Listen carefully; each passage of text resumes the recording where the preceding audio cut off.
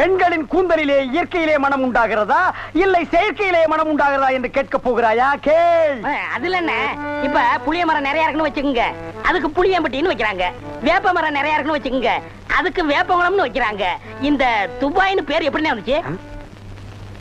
அது வந்து அங்க இருக்கிறவங்க பூரா பாய்கடா, அதான் அதுக்கு பேரு துபாய். அதான் நான் பார்த்தேன், காரணம் இல்லாம வைக்க மாட்டாங்களே.